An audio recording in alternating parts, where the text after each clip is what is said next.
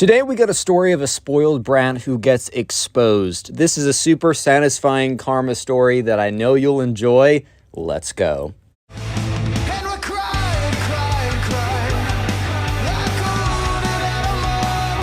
So we're going to call the subscriber who submitted this story Errol, and Errol submitted this to me over on Instagram. So if you want to submit your own story, the link is in the description. We're also on Spotify, by the way. But anyways, right, so this all happened in 6th grade. And at the very end of 6th grade, there was like a very big math exam. And this math exam would basically decide which math class you're going to be put into the next year. And there was a lot of emphasis on doing well on it. I mean, they wanted kids to try because, there were apparently or maybe in theory, if kids wanted to be in an easier class, they just fail this test on purpose as, if you did poorly on the test, then you could be in the easy math class and then you'd have an easier time next year. But the whole idea is that they changed it so that the big math test at the end of the 6th grade year would also have a pretty big impact on your grade. It was it was a weird mixture of effort-based, but also how well you did. So they were like, all right, good, you need to learn this material, but it also happened to help determine what math class you're. What I'm trying to say is there's a big test at the end of the year. I went into a lot of unnecessary detail that I received. I'm sorry about that. But anyways, right, so we're going to call, Errol. We already named the subscriber, right? They spent probably about 2 weeks before the test in math class because they intentionally finish up all the content that they need to know about 2 weeks before the test actually is, so that they can dedicate that 2 weeks 100% to the test. So anyways, right, they're in a study group, and in this study group they were put into, it was basically at the very first day before the 2 weeks before class, before the end of class, which is also the day of the test, they were put into a study group, and basically the teacher said, hey, you can study on your own, but you have to at least be at the table with your study group. I just want to make sure that everyone has the opportunity to ask questions to your peers, especially if I can't get around to everyone. So this is pretty good in theory. And in the very first day, he said, you guys actually do need to talk with each other. After that, it's up to you. So the first day, Errol sits down, and the people in his study group are him, some other people, and then the spoiled kid. And obviously, right, he isn't known as the spoiled kid, right? But that's what we're going to call him for the sake of this video, just because it makes it easier on me. I don't have to remember 1,000 names. And the spoiled kid had always kind of gotten everything he ever wanted. Very standard definition for the spoiled kids in my videos, right? So they sit down and they start talking, and basically what Errol starts talking about and the other kids in their group start talking about is basically what is their plan to study for this exam, because they all know that it's very difficult. They also all know that it will take a lot of time and effort to do well with, and they all know that they need to be well prepared. So Errol's going about I'm going to cover chapters 1 through 6 for the first week. Then I'm going to do chapters 7, 8, and 9, and the last couple on the 3 days after that. And then the 3 days before the exam, I'm just going to do a full-on review. And it kind of goes around the circle like that, and people are planning out their study guides or whatever, and asking very basic topics like, is X on the assignment or whatever, and sometimes the teacher would come around and answer it. But the most important detail that you need to know is that the spoiled kid, the one that was, the spoiled kid, the one who was sitting at the group with them, when it kind of went around what are you doing to prepare? The spoiled kid said, I'm not going to prepare. I'm an intellectual genius. Errol kind of just looks at him. And the other kids in the class kind of just look at him. Because no disrespect to the spoiled kid, maybe a little bit, but they've heard him ask questions. And it's good to ask questions. And look, a lot of times in class, I'm asking questions that, sometimes I think back, I'm like, damn, you really were not paying attention if you asked that question. But the spoiled kid was not asking genius level questions, right? He was asking very standard, if not subpar questions. So they were kind of looking at him like, okay, I guess. And, I don't know about you, but most people that are actually very intelligent don't go around telling everyone, I'm very intelligent. Maybe if they lack a lot of emotional intelligence, they might, but, or just situational understanding and the logic behind that. But anyways, right, they had a few suspicions that the spoiled kid was actually not the reincarnation of Albert Einstein. Just a few sneaking suspicions that might have not been the case, But anyways, though. Oh, by the way, leave a like on this video because today is my birthday, and that will be my birthday present if you leave a like on this video right now. It's all I ask. It's free. It'll take 1 second. It may or may not help the video. I don't even know at this point. If it does, it's very small. It just looks nice, so go ahead and do that. But anyways, right, so, Errol's, turns to the spoiled kid after he says, I don't even have to try. I'm just literally a genius, and kind of looks at the kid and is like, hey, bro, I really think you're going to want to try on this. This is a really big exam. It matters for quite a bit. Little clarification. They actually had 4 or 5 days. There's still a week left of school after the exam. It was kind of just that closing time period where you don't really do a lot, especially in middle school. For me, we had time after our exam. In college, it's your classes end, then you have the exam. But here it's you had the exam, then you had kind of a bookkeeping time and just hanging out or whatever. So they still have a big class afterwards. That's important for later on in the video. But anyways, Errol goes on to explain, dude, you're definitely going to want to study for this. This is a pretty big deal. It's gonna be pretty bad if you don't prepare properly. And the spoiled kid doubles down on no, I'm literally just a freaking genius. You guys are idiots. I'm the greatest. You will see. And Errol wasn't didn't dislike this kid necessarily, but was also kind of just I don't know, man. I'm not doubting you, even though he definitely was. He was kind of just I don't know, bro. I really think you should study for this. I just got a feeling that, you're going to want to study. And the kid's you know what? You guys just don't see it. You don't understand, my genius intellect. You guys don't get me. And the thing was, Errol wasn't even, trying to hate on this kid, even though it was going to be very easy to hate on this kid, especially since he was I'm a genius and you guys aren't, and that's the reason why I have to study and you guys don't, or you have to study and I don't. But Errol was all right, this kid definitely, solved a math problem and was just damn, I'm a genius, bro. Anyways, though, the spoiled kid kind of just continues on doing what he's doing. And for the next 2 weeks, Errol and most of his classmates do spend a considerable amount of time preparing for this test. This doesn't mean that they all do as well as they wanted, but they at least all put in a good effort, and the results have at least some correlation to the effort they put in. But let me just give you a little bit of a spoiler. The spoiled kid did not put in any effort over the next 2 weeks. He did not study for a second.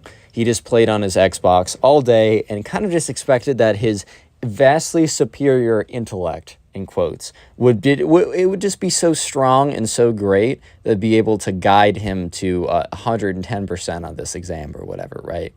Not the case. Anyways, they get into class. It's the day of the exam. Everyone's pretty nervous.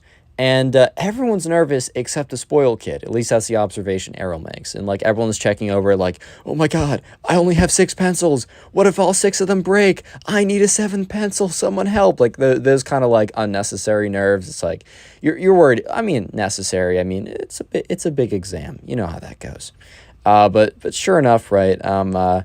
They're all standing there, and Errol notices that the only one who isn't super nervous and isn't super freaking out or whatever is the spoiled kid. He is standing there, and he has this almost a smug look of confidence on his face. It is the strangest thing Errol's ever seen because, I don't know, he knew that he prepared as well as he could, and he did not have the same level of confidence as the spoiled kid. So part of him started to believe, I mean, maybe the kid actually is, does have a genius intellect. Maybe this kid is actually, an absolute baller when it comes to tests, and he doesn't even need to study. I mean, very soon you'll figure out that not the case, but anyways, they go into the test, and Errol happens to sit right behind the spoiled kid. And a lot of it's multiple choice, but a lot of it is also free response. And Errol goes through, and he feels like he does pretty good. And he's kind of routinely checking in with the spoiled kid, almost just to see how well he was doing, just to see how much progress. The spoiled kid very quickly finished the first page. So quickly, in fact, that Errol, in a retrospect, at the time he didn't notice, but with future details, he now has come to the conclusion, and probably the right conclusion, that the spoiled kid just randomly filled in the bubbles. Because he got, the first page done in, 15 seconds, which is almost impossible if you don't randomly fill in the bubbles, right? So they get all that stuff done. or he gets the first couple pages done. And when it comes to the actual free response written stuff, by the time Errol is done, the spoiled kid is still on the first page of free response with like nothing written down, like little kind of notes. You know, when you're trying to like approach a problem and you just write a little bit and you're like, no, it's not how I approach this. So you write a little bit of something else and you're like, no, I can't do this either. That's basically all the spoiled kid did. And, Errol was able to, Errol left the exam with still like 30 minutes to go because, he looked over his work and he finished. So he's like, well, maybe the spoiled kid picks it up in the second half or whatever. And he has a Hail Mary, like amazing comeback. And, there's still a chance that he'll do pretty well. So they get the weekend, but they get their grades back on Monday. So they all walk into class and they sit down. And the teacher basically hands them a little slip of paper. And on that slip of paper is your grade and also the math class that you'll be in next year. Yeah, sounds a little demeaning. And it's like, oh, you did bad. You're going to be in a poor math class. But the teacher also said, it's partly what you requested because you were able to request which math class you wanted to be in. And he said partly how you did throughout the year and partly how you did on this exam. Because this exam is somewhat a reflection of how you did throughout the year and your overall, are you going to do well in a higher level versus a lower level math class is what it adds up to be, right? So the teacher hands around the paper and, Errol did pretty well and he ended up in the math class that he felt pretty happy with or pretty comfortable with. I don't think he'd be happy if he was in a math class higher than he thought he should be or lower because he wants to be, somewhat challenged. He wants, it's easier with like colleges and stuff or whatever, right? And, he looks around and the spoiled kid, he can't see what's on the spoiled kid's piece of paper because sometimes you're able to like look over, you can kind of get a sense of what's on like someone's, it's not great to do, but, don't lie, man. Like you've definitely like kind of taken a little quick glance around, right? Just like, oh, okay, I'll look over here and, oh, I just happen to see what that person got. Oh no, they did not do well. Now I feel better about myself. We've all been there. It's not a good thing to do, but it happens. But Errol was not able to see what was on this kid's paper because he very quickly flipped over and flipped it back almost immediately. So Errol kind of assumed that he did terrible. And he was like, okay, well, kid didn't study and he just did not do well. Okay, that's fine. That makes a lot of sense. However, at lunch, and remember, this was kind of more of a chill part. Like this was more of a chill couple days because all the exams and tests were done at this point. It was almost like a celebratory week. So they were all at lunch, and the spoiled kid happens to sit down with Errol and some of his friends. And the spoiled kid's like, man, like, Errol, how did you do on that exam? Errol in this position thinks like, oh, well, this kid probably didn't do that well. And, whatever, like, I'll tell him. He's like, yeah, I got an 88 on the exam, which that was pretty good. It was a hard exam, and an 88 is a very solid grade. And the spoiled kid's like, only an 88? Are you serious, bro? You only got an 88? Dude, I got 100%. And Errol in his head is like, there's no way. And the spoiled kid's like, yeah, dude, and guess what? I didn't even study for a second. And you studied probably for hours and hours. And I got 100 and you got an 88. So work smarter, not faster, bro. Which is like a good expression for some things. But this kid definitely just heard it somewhere and was like, I'm going to work smarter because I'm a genius. And this kid's an idiot, so take the L. And Errol was like, oh, okay, bud. Like, that's cool for you. Like, whatever, right? And for the next couple days, this happens in class. This happens like all over the place. The spoiled kid is relentlessly bragging about the fact that he got 100% because of his genius intellect. And he made the mistake to brag about this in front of the teacher that assigned the test, right? He was sitting in a group, and Errol wasn't in this group, but he was in one group like behind them, so he could hear everything that was going on. And the spoiled kid was like, yeah, so I didn't even study for that exam, and I got a 100%. And the guy's like, dude, that's crazy. Like, I didn't do so hot. Like, I got a 70-something. Which, 70-something isn't the greatest grade, but it's not like he failed or something, right? And the spoiled kid's like, dude, I didn't even need to study, and I got 100. And you spent in all this time, and you didn't even get above an 80. Like, oh, my God, bro. Like, it must suck being you. Like, I bet you wish you were me. And the thing was, right, very cruel statement, especially from a kid who did not do as well as he was leading on. Spoiler, spoiled kid did pretty bad. I'm not going to tell you the exact answer until the very end, but the fact that he's not, like, I get it, you feel bad about how you did on the exam, but don't be coming for other people. Like, that's where we draw the line. It's like, okay, you can feel uncomfortable with how you did, but we're drawing the line there, bro. Like, come on now, you can't be doing that. And the teacher overheard this. And Errol didn't really notice these things until retrospect. For example, the kid spamming through the questions, multiple choice, doing them randomly. Errol didn't really notice this until he learned exactly what the kid got as a grade. Also, the teacher noticing that, Errol's like bragging about, or the spoiled kid's bragging about how well he did. The teacher didn't notice this. Errol didn't notice the teacher was noticing this really until after, and he put all the pieces together when the teacher accidentally exposes him, which I'll show you. And okay, I did like air quotes around accidentally, but I just remembered that you guys can't see me, so I did air quotes around the accidental part, as you guys will see in a second. So the teacher's listening to the spoiled kid basically berate this kid for like, you're an idiot, I'm a genius, take the L, Fortnite dance, whatever, right? And the teacher's like, oh, all right, class, well, let's just put on a movie, right? Let's put on something, just have a nice relaxing rest of your day. And the teacher airplays his screen. And when the screen goes up there, it's not the movie on the screen. In fact, it is something else besides the movie.